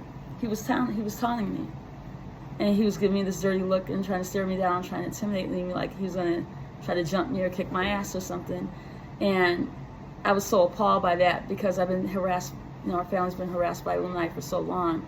I knew it was a head game, and I knew that he was trying to threaten, any adult, threaten violence. And I wasn't intimidated anymore, because it pissed me off. And as all these people were driving by, loading, it was very clear that something was going on, and they were protecting something. And it angered me, because I'm thinking, if what I've been told and what I'm picking up on and what I've been informed is going on, if that's actually going on, these people in this area, in this town, and also this, because they gang stalk and they have a bunch of plants, a bunch of people who act like they're just everyday people who are in on it, and the people who are legitimate or legitimate tenants, a lot of them are paid off. So no one will say, if something goes down, people will lie for them. Angela Stone, if you know anything about what happened to her, she's an R&B legend. And I love Angie Stone's music, her voice, everything. There was a whole lot of weird stuff going on with her car accident, okay, or her death, I should say. And there's a lot of restaging, allegedly, or hypothetically. There was. I'm not saying it right, but there was a lot of talk of that whole murder scene was staged, and whatever happened to her, there was different people there that were there to lie about what happened. The same thing happened with these black twins who went missing down south, and they were supposed to catch their plane, and end up dead at the top of a mountain or a hill. And so I'm not trying to assume the worst, just assume the worst, but this town is so whitely wound and so loyal to this white supremacist hate group. And so not everyone's not in on it, but so many people are. They're very smug about it. And if these men are in trouble, like I keep repeating, because I'm trying to emphasize this point, no one in this town, for the most part, if they find out about it, or if they know about it, for the most part, and I hope I'm wrong about the whole damn thing, but if I'm wrong, they're not going to get the help. There's not going to be a full investigation. There probably is not going to be an investigation. There's probably not going to be an investigation at all. All right? And the reason why I'm so concerned about this, it goes back to the targeting and the star whacking, that they have enough power and they have enough influence as far as influencing people and money, and political power, military power backing them, because they're not but a bunch of cowards that they think they can kill whoever they want, and they'll kill a celebrity and try to destroy their reputation or lie, restage where they were murdered. You understand? And have everyone lying for them and on it. And see if there's some truth to what I'm getting and the information I got, if there's truth to it. And if this is a bunch of bullshit, I'll be glad, because I want these guys to live their life and to live out their destiny. They're amazing. The women ballers are amazing. These are extraordinary, exceptional athletes. And if something shady and hideous like this is going down, they don't deserve it. They worked their whole life, they worked their asses off to develop the skills that they have, to be top of the line, and to be just, these group of athletes in all these different sports, most of these different sports, but especially with basketball. Everyone's playing at the level or close to the level of Michael Jordan and Julius Erving and Magic Johnson, Larry Bird, all this report, Stephen Curry, LeBron James are playing, the average athlete now in the NBA is playing at that level. And they work their ass off to get there. And they don't deserve to be hunted down and targeted and humiliated over their gift. Okay, and so that guy dribbling the basketball, all these rich white men driving by in what used to be a poor neighborhood, And there's a lot of gentrification, but it's still a blue-collar, working-class neighborhood. Why are there all these, luxury cars and sports cars? I'm talking about like $100,000 or more, sports car all over what used to be a poor neighborhood and was still a blue-collar neighborhood. And let me tell you something too, if there's something to what I'm saying about how the Illuminati uses symbolism. And they think everyone's stupid and they like to hide in plain sight because they think they know everything about spirituality. They think they know everything about prophecy. They think they know everything about destiny and how to destroy a person's destiny. If they're targeting these players, different players, they want to pride themselves on destroying their destiny, right? They found out, yes, there's all this talent there, but they found out anything that heightens their jealousy even more than normal, they're going to set out to try to set up this individual. And it's not just with athletics or with high-profile people. It could be an unknown. It could be anybody. They want to stop your destiny. They pride themselves on that. And when they can't kill someone off, like Harold and I don't want to speak too soon, but we're hard to kill by the grace of the Holy Spirit, the Almighty God, and Jesus Christ, the Lord and Savior. We're still here, We make jokes about we want to stay here longer. We're not accepting defeat. We're not going to be put out the pasture and just just getting through life. We want to pursue everything we set out to do. And the men chasing us, hunting us down, can't believe it. They're shocked by it. I'll go into more later, and they can't believe that we're still going. And we're being constantly surveilled and monitored, okay? And they thought that we were just some broken down niggers. I'm gonna come out and say it. And when they saw the stuff that we were still working on, and we weren't anywhere close to giving up, and we're not trying to prove anything, it's just that we've been derailed in our life, and we're getting older, but we're like, we're still going to live our life. And to the best of our ability, it's not even an ego trip. It's just, I'm not going to, it has to do with how we were raised, yeah, but I think it has to do with, when I say me and my oldest brother, my eldest sibling, we don't believe in giving in to murderers, to devil worshipers, to hate groups. You understand? We don't believe in giving in to people who are terrorists. And these are domestic terrorists. And so back to where these basketball players may be held at. Like I said, literally, not fully across the street, like right in front of them is it's like a little side street. And then a dead end. And then there's this little basketball court with these 3 hoops that's been there since the 1960s. And then it's facing Cascadilla Street. My whole family was raised, my parents and my siblings were raised on Cascadilla Street. Alex, like I said before, Alex Haley's, I know this doesn't make any sense, but I'm getting there. Hang in there with me, please. Alex Haley was born and raised in that house literally across the street from us. Alex Haley's father went to Cornell for agriculture, had a degree in agriculture, which was a huge breakthrough for a black man back in those days. And the first black fraternity is around the corner from us. Literally, what I mean by this, Cascadilla Street, we're on the corner of Cascadilla and Albany. Oh, and I didn't tell you guys that these same men that are harassing us, and I'm not making this up, literally when we had a fire, and it turned out to be an electrical fire,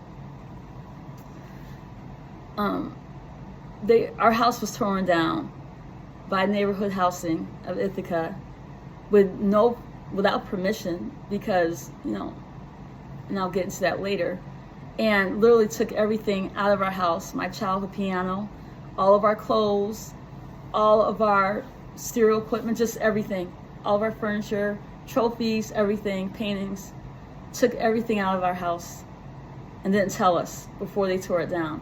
And when we happened to stumble in there, we were still in town, but we're staying on the hill where our childhood home is downtown on Cascadilla Street in Albany.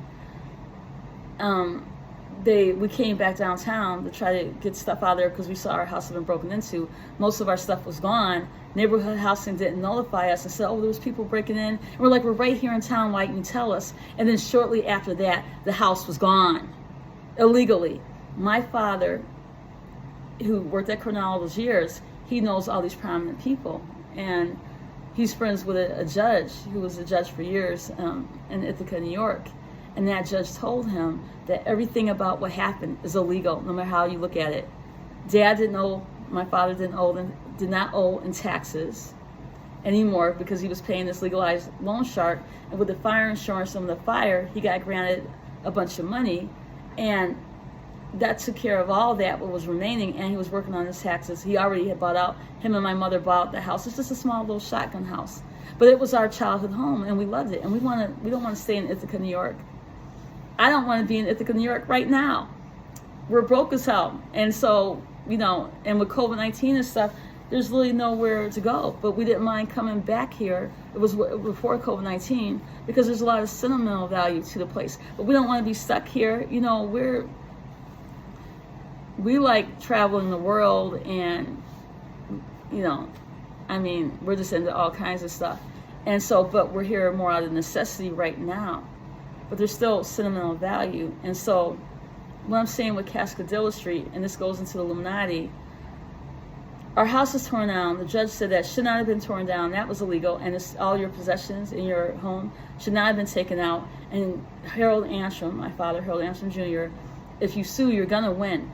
But you're not going to be satisfied with the amount of money you get because nothing replaces what that home means for you. My parents bought that home back literally in the 1960s and had that home, owned that home for over 40 years. Seriously, and they just tore it down. And then there was a bunch of gentrification that happened all throughout the neighborhood. So they remodeled all these homes that a lot of them were in decent shape, a lot of them were totally dilapidated.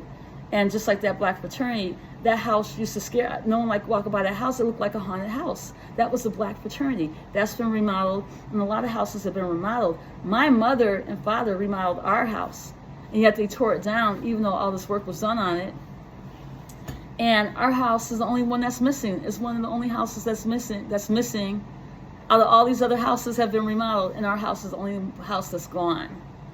And what they did is we're in the health food, and because health problems and stuff, but we're in health food even before that.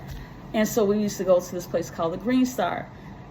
Green Star was infiltrated by these men, allegedly, and they hired this black woman who used to live at this place we lived out in the infield when we first got back in town, which was the house, the apartment itself.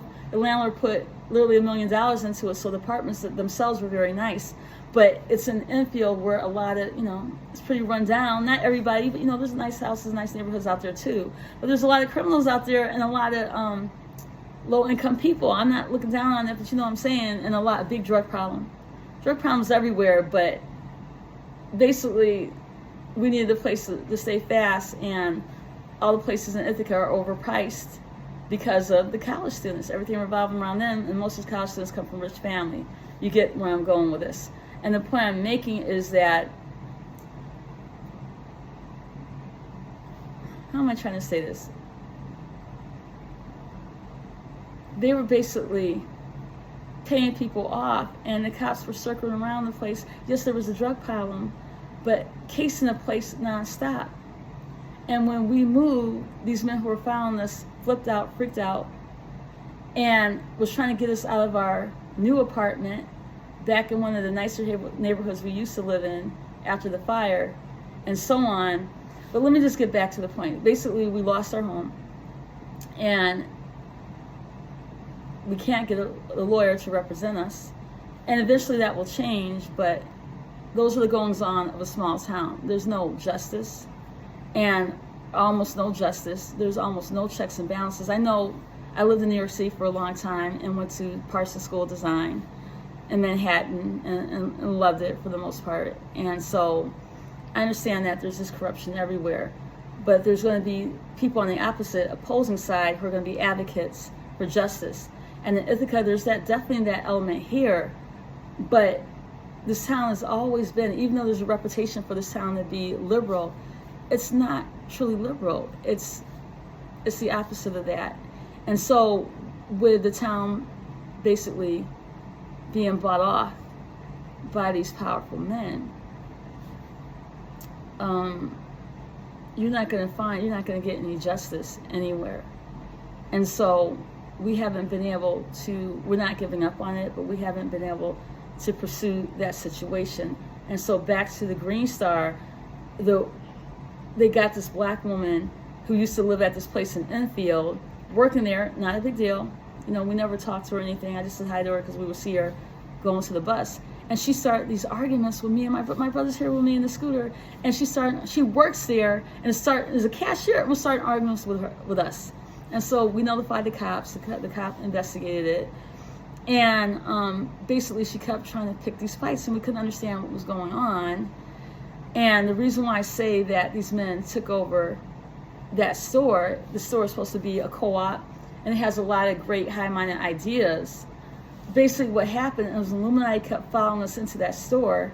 They decided to take over the place and use it as a weapon.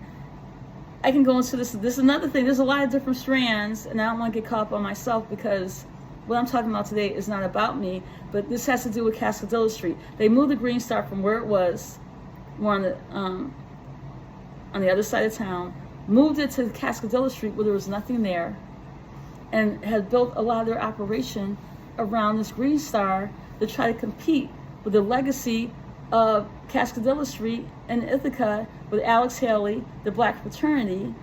And they want to tout us as never wases, but there's all this prophecy. I didn't know any of this stuff. This came out later about our family and the significance of our family, and that our family had been targeted. Our parents were targeted before we were even born. And I can go into some stuff. It explains everything. And so they were targeting us and trying to compete with what they heard about our legacy, and basically put that Green Star there to give themselves a name and a inroad to the community, and trying to tout themselves as grassroots people who care about the community and want to contribute to the community. They get an inroad with Cascadilla Street. And so I don't even feel comfortable saying this. And so if something has gone wrong and something has happened, maybe these men, these professional athletes came here on their own accord, but something possibly went wrong. And if that's true, it's not, and if they're where I think they've been, not because I want to think it's because it just came out and I was informed about it, okay? And it's at this exact location. It's not a coincidence that it's facing a basketball court. Remember, these are the NBA players who are top of the line, and, we're in the championships this year. And that is facing Cascadilla Street. And the reason, that's nothing to the average person, but to these men, to the cabal, to the Illuminati, they love this shit. They love this stuff. That they can know about the history and try to erase people's history from existence. That's why they keep trying to do assassination attempts against me and my brother and don't want the medical team to help us. They pulled out a razor on my brother and called him the N-word while he was in a scooter, was following us around town. We reported to the FBI and everything. So the reason why I'm telling you this is I'm thinking, and anyone would think, why that hick town? Even if there's a university there, why there? Why Ithaca? And why would they be in some, yes, it's a nicely remodeled apartment complex, but why there? If there's any truth to this, you see what the reason is. That's the reason, okay? And there's another thing I need to point out. I don't know how I'm going to go into this. They're targeting different professional athletes, okay? Allegedly, these men, okay? And not just athletes, they're targeting prominent people and up-and-coming people. The Pacers, they have this amazing legacy, and it's huge legacy. These ball players, most of them are young and just recently, were recruited, drafted into the Pacers just like 2 or 3 years ago at the most. And so they're targeting athletes from different teams. But because the Pacers went to the championship twice, and they had already targeted, allegedly, some of these players along with other players. They kind of have it in for them. And so the main targets that they're focused on, amongst the main targets, are some basketball players from the Pacers and the ones who are in this championship. And that would be the head of the team, Tyrese Halliburton, right, who had that horrible injury. And also, I'm saying this for a reason. I got to be careful with this, but I'm going to throw it out there, okay? And I'm going to throw it out because I have reason to believe that, and I'm not talking about Halliburton now, but Benedict Mathurin, Miles Turner, who has been traded to Milwaukee. Am I saying that right now? Obviously, Milwaukee, right? And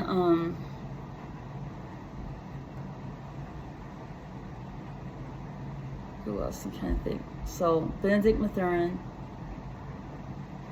Miles Turner, who's no longer with the Pacers and just left, just got traded,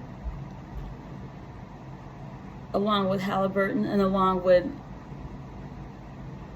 Pascal Siakam, who I love, who has this amazing history being from Cameroon in Africa, and this amazing journey that he took to become who he is now, along with Andrew Nembhard, that they're amongst the primary targets. And because of their playing ability and because of their character, and they're not the only targets, but who was in the finals the last 2 years, and so that got them to focus on them a little more so. And also, I don't think Obi Toppin is in town, but they're targeting him more than usual because of his playing ability and because he's up there with the legends. All of them are. And he's like hanging from the basket, dunking it like Dr. J and Michael Jordan, you know what I'm saying? And they've come under more focus, more sharp focus by these powerful men. And Miles Turner and Andrew Nembhard being even more targeted, meaning than they're all being targeted equally, I would say, but because of their looks, and not just from my opinion, but because they're jealous of their looks. They're jealous that a lot of these players now are good looking than they've ever been before. I've been noticing that. I couldn't miss that. But to be serious about this, I'm getting, okay, from some sources that Andrew Nembhard, because of his playing ability, his character, because he has a very strong will, and because of his appearance, because he's just basically too good looking, that they want him gone, along with a bunch of other players. But that they're verbally abusing him more, they're berating him more, and they're trying to pressure him, allegedly, with sexual assault more. And that's what's coming out. And so back to how these men, how they have a tendency to operate, is that with the star whacking, they love the fact that these people are legends, are on the way to being legends, and that they can get to them when they're trust these different people. And not because these people are stupid or anything like that. Some of these people are involved with Illuminati out of their choice. Some people got tricked or seduced into it and want out. And it's not for me to judge. It's not for anyone to judge. The point is, they don't deserve to have this organization turn on them and decide to target them and star whack them because of some kind of jealousy they have of them. Something about them, they won't play ball, They won't do the initiations. They won't get involved with the blood sacrifices that P. Diddy and a lot of prominent celebrities and Hollywood people are involved with no conscience. You understand? Allegedly. And when people don't want to play ball and don't want to sacrifice people and do these blood sacrifice rituals anymore, or period, there's no place for them, and they will murder them and they will assassinate them. And for whatever reason, if they have someone that they resent because of something that came out about them, or they're more of a do-gooder, and also, and yes, me being a heterosexual woman, I'm noticing that these NBA players are better looking than they've ever been. I mean, I can't, sorry, I noticed that. But the point is that what I'm getting is that because of that, and because of the character, and because primarily it's the playing ability, along with there being more to these guys. That's not right to say it that way. All these guys have substance. I shouldn't say it that way.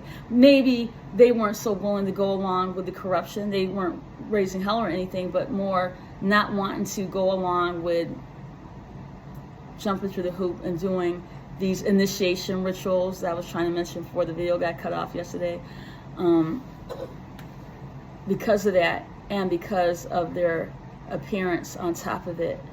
You know, like in the movie Almost Famous, where when the character says your looks has become a problem, you know, to the character of Russell, that's what's going on.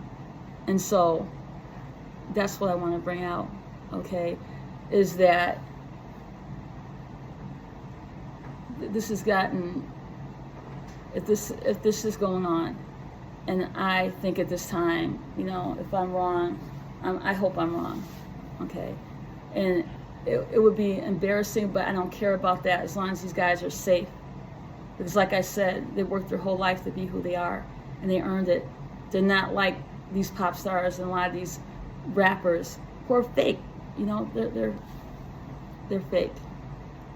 They don't have the talent backing them. They don't have talent. Some of them are very talented, but I'm talking about, I'm not going to mention no names, but they don't have the talent to be where they are, and everyone knows it. But because they're willing to jump through the hoops and be a little puppet for the Illuminati, they will do anything for fame and make a deal with the devil and sell their soul to the devil. You understand where I'm getting at? That's why they're pushed and forced in everyone's face. And the real talent is kicked in their ass and made a mockery out of and looked at as a joke, or it never was, and all that stuff. You understand?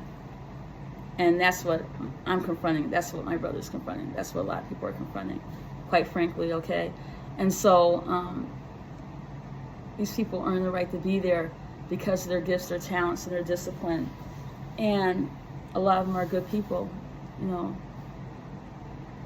They're great human beings. And the Illuminati thinks that's a joke. And the more you got going on as far as your character development, the more you respect and love people and respect people. Now, you're not a pushover or weak or pathetic. You just respect people, you know, and you love your life. And why shouldn't you, after you've done all this work, why should a young person or anybody of any age, but especially someone just getting into the NBA, you know, be able to enjoy the process and the fruits of their labor and not have a bunch of old, evil white men humiliating them over their success and over their accomplishments, and saying, you know, because it's a brotherhood, and, you know, you're not heartless enough, you're not ruthless enough to be a part of our brotherhood, and you better do this evil thing to somebody, some unknown or anybody, in this initiation process, or we'll kill you. Remember, there's rumor, you know, I can't say there's rumor, stuff is coming out about P. Diddy, that basically he was, you know, when certain people didn't want to rape certain people. I'm talking about rape now, I'm not talking about the women who are consensual, an underage woman. And his response is, if you don't rape her, we will rape you. You understand? Who needs to be, why would you be confronted with that when you're totally legitimate and you have a totally legitimate career and you have the talent and you have the skill set and you earn the right to be there? You're dealing with a bunch of jealous old white men bragging about their money and their clout, but they're parasites and the cancer cells feeding off everyone else, and they think it's funny. There's no point to any of that. You understand? And no one of any age should have to be confronted with that. And for any newcomer who's new to the scene or newer, and they have their whole life ahead of them, and they have to be confronted with being sexually harassed, and harassed over, you got to do this ritual or this initiation ritual, okay? And there's some other targets, in this case in Ithaca, New York, and we're going to bring you here, hide you in plain sight in front of a basketball court, and you better do X, Y, Z, and starving them.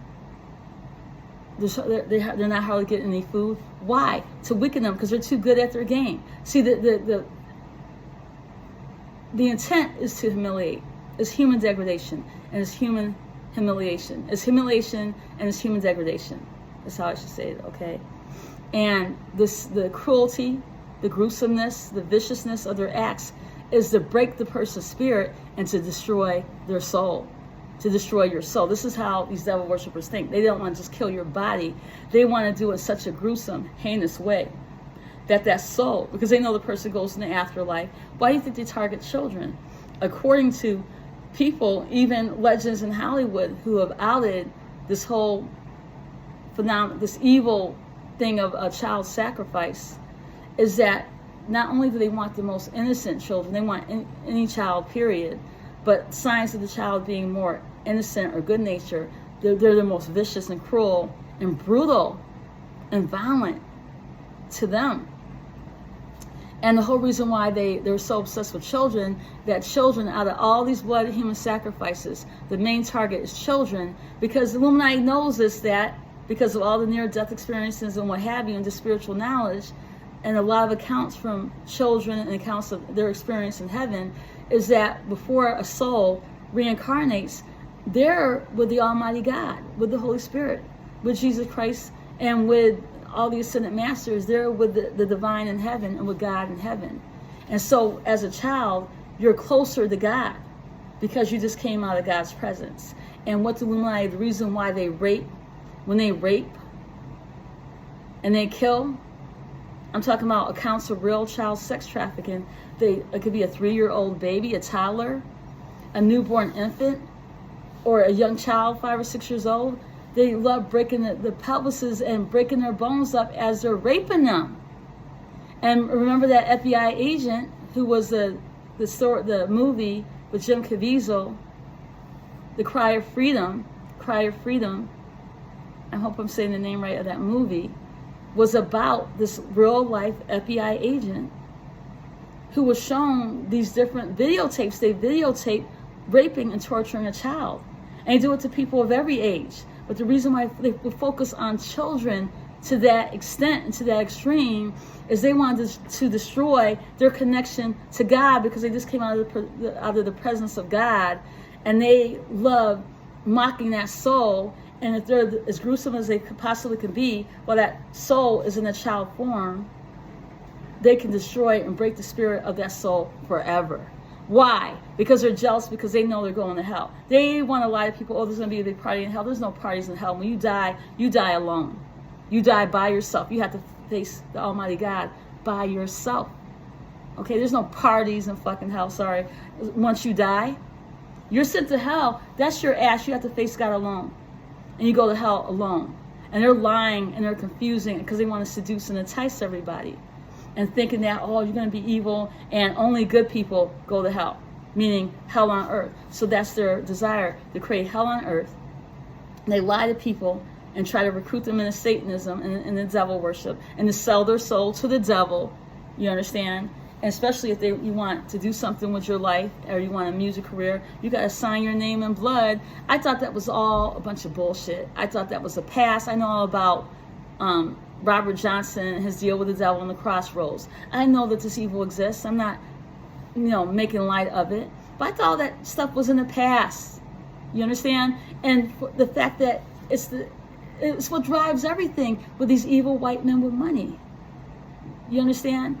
And so they go after children because a soul in that state, you're the most innocent and you're the most pure.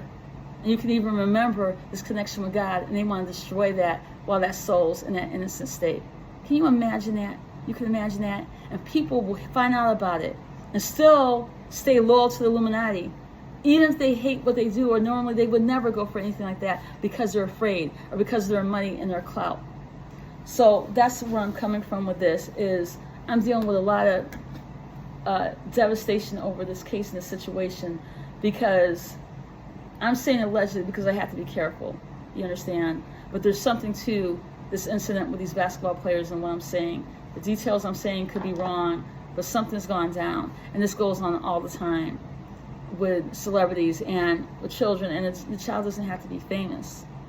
And if they find out about the child's character, that, I mean, all children have character. I mean, you don't judge a child, but if a child shows traits of wanting to help other children or that sort of thing, that makes them a bigger target. But my point is, the reason why they're so violent is just to dominate their victim, but they pride themselves on destroying the soul, where that soul will never recover. So when you reincarnate, you'll be so broken, you'll become evil, or just not want to live or exist, or you turn against God or hate God. And so they think they're clever. They think they're clever, and they know everything. You understand? And they think they can outsmart God, and they think they can outsmart all of us. All right, so I want, if there's something to this, I wish something can come out or some way to know definitively, because if this is going on, you can't get any more severe and urgent than this. What I'm saying is that they want to sacrifice. They sacrifice celebrities all the time. What I'm getting from this is that they want to sacrifice some players, literally blood sacrifice. Different players throughout the NBA, and particularly on the Pacers, Indiana Pacers, okay? And that they're particularly after Miles Turner and Benedict Mathurin, Pascal Siakam, that's a cool last name, he's a cool dude, and Andrew Nemhard. And they know they're not going to get away with killing all of them. They're young men, young healthy men at the same time. And so they want at least one. And no one will know how they died. Oh, they died of a heart attack, or they had some vacation or something.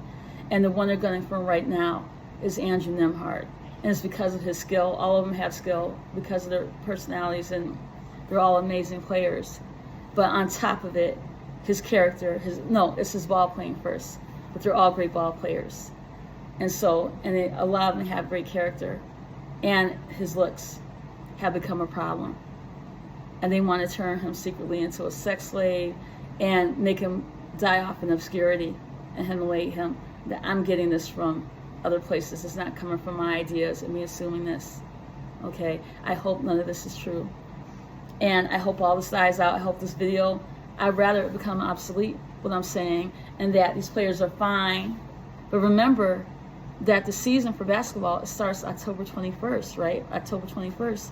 Where are these players, you know? And that video that Andrew Nemhard did on September 7th, it's real, but I'm getting from people that he was in Ithaca. I'm not saying that video took place in Ithaca, I don't know.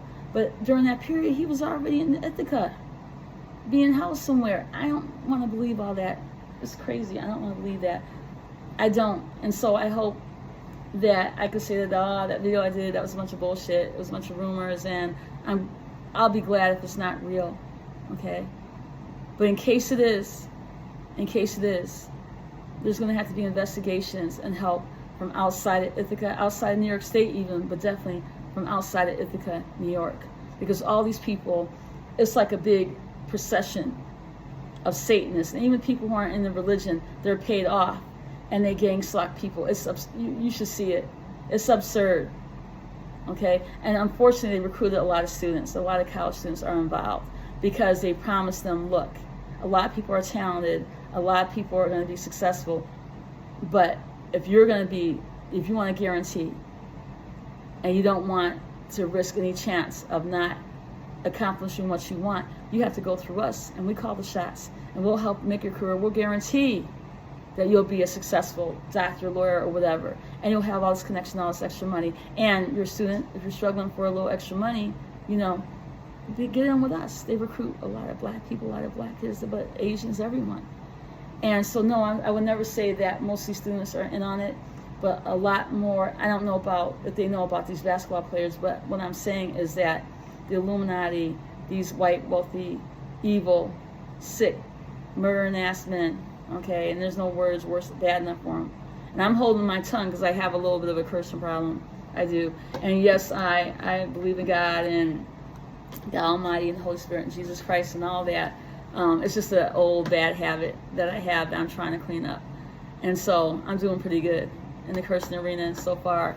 But the point is, there's no words or no description bad enough for their evil. But they have gotten to a lot of students, okay? And a lot of, it's a big scene. It's a big, scary, sick fucking scene in this town, okay? It's absurd. However, if there's no truth to what I'm saying, a lot of people will be embarrassed. I'll be glad that I was wrong this time, okay? I'm going on as long as I am, because if I'm not wrong, they're planning on sacrificing different basketball players from different teams, even the ones they're favoring right now. And their primary target are different players on the Pacers, for now, currently, the Indiana Pacers, and particularly Miles Turner and Andrew Nembhard, okay? So if these guys, if there's nothing to it good, if these guys are really in trouble, and if they are, God forbid, held someplace, I keep saying this for a reason, someone's going to have to act fast, or a bunch of people are going to have to just look into it, investigate it, use, if you got connections, use your connections and see, where are these men? Where are they? Where are they physically right now? You know, prove it. Where are they? Where are they? You know, are they going to be, because they're being, people are saying they're here in Ithaca on October 1st and, you know, September 29th, they're still here in Ithaca. I don't want to believe that. But if it's true, you know, if it's not true, good. Then where are they? Where were they these dates? You understand? So if it's true, if there's any truth to it, someone's going to end up dead. They're going to sacrifice at least one because of their ego. This is Illuminati. It's their ego. You understand? They feel entitlement, and they think they should be able to kill whoever they damn well please anytime they want. And they'll make it look like an accident. And a bunch of people will know that it's not an accident, but fear for their own life and their own careers.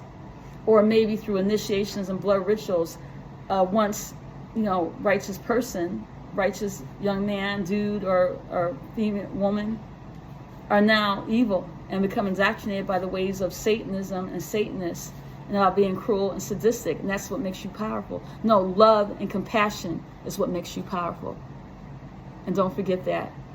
So, I'm signing off for now, okay? And if there's anything to what I'm saying, Ithaca's not going to check themselves. They're not going to police themselves. They're out of control. Even if not one word of what I'm saying about these NBA players being targeted and some of them maybe being held against their will in this town, if none of it's true, good. But it still holds true that this is how these white men operate, okay? And also what holds true is that Ithaca is a bunch of backwards locals, even the ones who might have a profession. Their mentality, they're a bunch of losers. I hate to say it like that as far as how they think. They think of themselves as, I'm not going to say they're losers. They look at themselves as losers. And they pride themselves on maybe how they climbed up the ladder in this town. But they can't believe that world prominent bankers and billionaires and entrepreneurs who are some are famous and legendary, are interested in Ithaca, New York, and targeting different people in Ithaca, New York, not just my family, and all throughout the country and all throughout the world, and even poor people in Africa or South America. They're targeting those children too, because who always ends up becoming successful or becoming famous or becomes a game changer? You know, you understand? They're almost always from middle class to poor families, and the Illuminati is obsessed with that too. That's where gentrification is coming from. The next Messiah, or the next black Messiah, okay, this is how they think, meaning the next do-gooder, or the person who's going to just be famous just because they're all that in a bag of chips, whatever. They're going to come from a poor family. They're not going to come from a rich family. And yes, rich people, they got it made and they got school paid for. But I'm talking about people who change things and change the world just by their success, just from being on the earth. Their presence is so exceptional and magnificent and extraordinary and impactful that they just change things just by their good nature and showing that you can have success and not hate people and not be evil and not be a cutthroat. You understand? You can make it in this world and have some integrity and respect people and respect and honor human life, irregardless of their class or background. Do you understand what I'm saying? And so because of that, that's why the Illuminati loves going into poor neighborhoods, or loves going into, it could be well-off too. There's a lot of people from well-off families, but never just filthy rich. The people that change the world are almost always from poor to middle class to working class families, and maybe some upper middle class families. And they hate that because they say they're the elite, right? We're the rich, we're the powerful, we're white, we're the master race, we're the elite. That's how these white men think. And white women who are part of it, the Karen bitches. That's how they think. That we're supposed to have everything, you know? And we'll destroy you if you're a white person who steps out of line, or if you're a white person that they're jealous of, that has too much talent, and is not a hater like them. It doesn't hate and despise people because of race or whatever. They target white people all the time and murder white people all the time. They do, because they're jealous of their character. They're jealous of their success or their beauty physically, or their looks or their integrity. And so if you're black or Latino or Asian, you understand? And yes, Asians are more favored by the elite because of their expertise. I don't want to stereotype people in medicine and science, and so that makes them, the favorite out of all the other so-called dark races, right? I shouldn't say it like that, but you know what I'm trying to say. I don't know, I'll correct it later. I don't know any better way to say it. But here's something scary that's going on with Asians, is that the Illuminati is targeting them too. The Illuminati is targeting them, even as they're using them for their brilliance. And there's brilliance throughout all the races. We know that, so I need to say that. But disproportionately, a lot of Asians, because they have this thing in their culture, they have in their culture, no child left behind. And I know there's extreme classism in the ancient cultures, in Africa, in Asia. There's a lot of classism still, and sexism. But with Asians, they have the system down where if a child is lagging behind, they don't believe in any child being a weak link. And so they'll train them, they'll give them advanced training, anything to make them not the last, but the first. You understand? And this is a big thing in Asian culture. And that's why they excel. For instance, and a lot of people of every race, I'm going to go on about black people and the black excellence and our accomplishments, and Native Americans. I want to say a lot about that. Just to hit the new generation to real history. I think I can contribute. I know I can contribute a lot in that arena. But what I'm saying for now is that them being the so-called elite, they resent this brilliance coming from the so-called underclass, other races, and women, because they hate women, they despise women. As a matter of fact, the statistics that have come out about human trafficking is that 80% of the victims are women from any background, okay? And they promise men that we're going to have women sew in their place. These women going off trying to get a college education, we're going to kidnap them, abduct them, gang rape them, and destroy them and their self-esteem, self-worth, to the point where they're going to do anything we say, and you can have any woman you want. So these uppity bitches, we'll take care of that. Yeah, they seduce a lot of men with that promise that you'll be any woman you desire. We got that. Whatever your taste is, we can abduct the bitch and turn her out, and rape her, and mind control her, and humiliate her until you understand. See, this, I'm going to stop talking now, because this evil and how they think, there's no limits to their level of evil, and it's nothing to be proud of. But like I said, what drives the world and what drives the human heart is not hate and violence and cruelty. I know people know this, but I just feel like saying it, and I just want to say it anyway. What drives people to action, truly, to accomplish great things, not only on a personal level, and there's nothing wrong with that.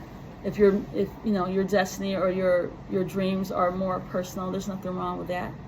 But the people who really transform things on this planet are people who have a higher level of empathy and compassion. I don't mean martyrdom, because this whole martyrdom thing with Christians is, I feel it's taken out of proportion in the wrong ways. I'll just say that for now. And I don't believe in just giving up your life or being so quick to kill yourself, and say that's for the glory of God. I just have, I'm not trying to change religion, but what I'm saying is that martyrdom, it's cultish. It can be cultish, and it could be out of hand. So I'm not coming from being passive or so selfless. Throw yourself on your sword because you respect other people. No. I'm saying when there's real peril, and the world is really in peril, and at the point of collapse and destruction, the people that turn it around, they have a much higher level of empathy and compassion, and they can see the big picture, and they can see themselves and those who are suffering, and knows that it could be me. What's happening out there, I'm not just lucky. And that's what the Illuminati promises with us. You'll never. There's an Almighty God that controls the whole thing, and why God allows it, I pray and ask God this all the time, because I'm devastated and heart-stricken by it. Okay, but what moves mountains, what changes things, is always your love and your respect from within your heart. Yes, for yourself, because you're not expendable. I don't believe in all this martyr stuff and throwing yourself on your sword. Absolutely not. I don't believe in ever laying down your sword. Okay, and I know the stereotype of a believer or a Christian is that you're supposed to just, at a drop of a dime, just forgive everything and just throw yourself on the sword. I'm not trying to rewrite things, but you have to look at the whole thing. What goes along with forgiveness is also what? Atonement. You atone for your sins. You don't demand or smugly expect forgiveness. And I can kill whoever, and you have to forgive me. Because you're supposed to be a believer or a Christian or a spiritual type person. Forgive, forgive, forgive. Yes, forgiveness is extremely important, but so is an atonement, atoning for your crimes and your evil, making amends for it, salvation, redemption. You understand? It's all a part of it, all right? And the Illuminati wants to make it about forgiveness so people will just let them off the hook. They're not getting off the hook for any damn thing that they've done. They're not. There's a bunch of people outraged by their carnage and what they've done, just like I am. And there's a bunch of people out there, Americans and throughout the world, who are outraged at the fact that a kid can't go to school without the possibility of getting shot up because a bunch of white supremacist domestic terrorists who are part of the Illuminati, Satanists, want to sacrifice a bunch of children to Satan. Because that's what these school shootings are all about. It's coming from the top. It's coming from the top. It is. Okay? And so, a lot of people are outraged by the fact that you can't just go to school and enjoy life and enjoy your family and friends and just accomplish things in the world and just make an impact and enjoy the fruits of your labor. These men want to put a stop to all that, which is why they're going to have to be stopped. I could go on and on. So this is Melissa Antrum, okay? And I hope that what I'm saying here is not the case. And that, because what I want is I want these men, if they really have been targeted and something has gone wrong and something awful has happened to them, that they get rescued or they get a chance to rescue themselves. I don't know what the situation is. I heard that they're holding guns to their heads at that time to force them into submission. Not nonstop, but they've gone there with them to get them to submit. And let's hope that's not true. I hope it's not true. I want to see them, and I'll let the whole thing go. Or, people are like, who are you? I'm just going to say it anyway. I'll let the whole damn thing go as long as I see these brilliant guys back on that court, living their life and fulfilling their dreams, and saying, oh, that never happened. Oh, no, that's what I want. Okay? But if that's not the case, there has to be people with integrity, people who don't scare easy, people who are not narcissistic, and greedy, and have some damn fucking compassion. I have to say it, for God's sakes, you know. Have some integrity and some empathy and some concern for people other than yourself. You don't even have to know them personally. You know, I never met these guys in physical form. That's another story. I never, because there's something going on with the government and some weird stuff. I ain't gonna go into that. Okay, but anyway, seriously though, that's what I want from this. I want to see them living their dreams and enjoying their family and friends. Okay, but if that's not the case, let this be a lesson that the public has to get involved. You know, we have to be good stewards of each other, and we have to care about each other, and we have to give a damn, we have to give a shit, and put our heart and soul into making the earth habitable.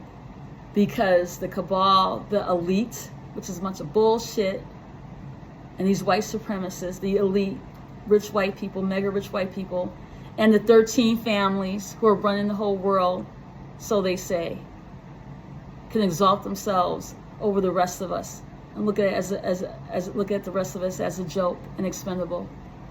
You understand? And because they think that everyone's expendable and it's all about them, and they can even decide how many people will remain on the earth. See, that craziness has to stop. It has to stop.